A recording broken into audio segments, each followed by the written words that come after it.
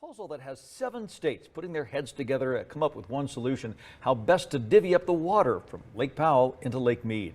And anchor Paulina Butska has been at Lake Mead all day. And Paulina, what exactly will be decided tomorrow during this meeting? Well, Trisha, Dave, I was standing in this exact spot about a month ago talking about the low levels here at Lake Mead. And today when we got out here, this entire boat ramp was closed off, and it's going to be closed off for the next 2 days because the water levels are so low, and they're putting down asphalt to extend this boat ramp. Now, the proposal that we are all talking about actually says that they want to put less water into Lake Mead. Take a listen.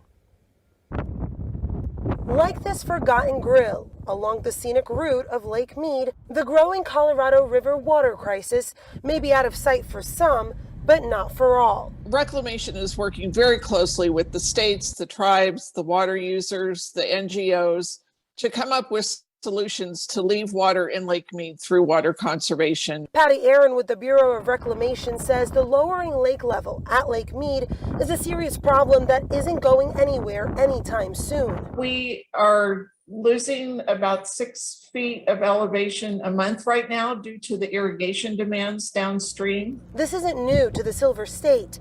In fact, we've had drought conditions for 2 decades. As explained by Bronson Mack with the Southern Nevada Water Authority, our neighbor Lake Powell has a more dire situation. Protecting water levels in Lake Powell right now is also of critical importance, just like protecting water levels in Lake Mead. In your own words, what is this proposal for Lake Powell and Lake Mead? Because they kind of work in tandem right now, and this might be a problem for Lake Mead down the line, no? Well, Lake Mead and Lake Powell absolutely work in tandem, and depending on how much water is in each of those reservoirs really does dictate how much water gets released downstream from Lake Powell every year to Lake Mead. Meaning if Lake Powell levels get any lower, it cannot send its normal allocation to Lake Mead, and it may not be able to produce power for Arizona. The solution? Authorities are in uncharted waters. Department of the Interior recently proposed to the 7 basin states that water be held back in Lake Powell to help provide some additional buffer within that lake so that they can continue to generate electricity, so that Page, Arizona can continue to access its water supply. We're in a world of hurt right now. In Utah's drought emergency, some parts of the state may come up short on water this year. Meanwhile, plans now being advanced for the mighty Colorado River, all to keep water flowing into Lake Powell. Fox 13 News political reporter Ben Winslow has more. The water situation has prompted states in the upper basin of the Colorado River to speed up drought plans. That keeps water flowing to Lake Powell so it can generate electricity for millions. Planning for the future. Lieutenant Governor Deidre Henderson met with members of the Strawberry Water Users Association, stressing the need for conservation. We're trying to put bigger plans in place for long-term water conservation and water development here in the state of Utah. But right now it's critical that people make sure that they're not overwatering their lawns, that they're taking advantage of the turf buyback program, that they're doing their part on an individual basis to conserve water. The Lieutenant Governor says reservoir levels are only about 58% full. It's worse than it was going into it last year. So there are a lot of places that just aren't sure what's going to happen when their reservoirs run dry.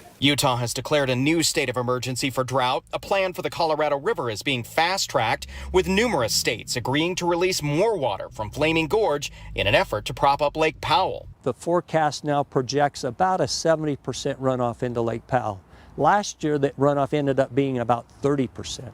So we should be better this year, but there's still concern about the long-term elevations in Powell, and that's why this action was taken. Flaming Gorge will drop about 15 feet. The U.S. Department of Interior will also slow the release of water from Lake Powell, holding back some. The move keeps it generating electricity for millions of people. About a year from now, there could be 1 million acre feet in Lake Powell that otherwise wouldn't be there. Gene Shawcroft, who also oversees the Central Utah Water Conservancy District, says they've sold water to the nearby Weber Basin Water Conservancy District.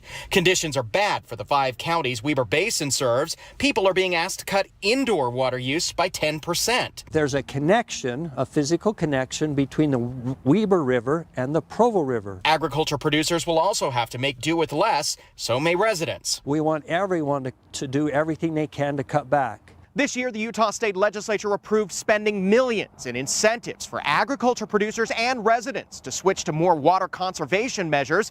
To find out how you can get in on it, check with your local water district.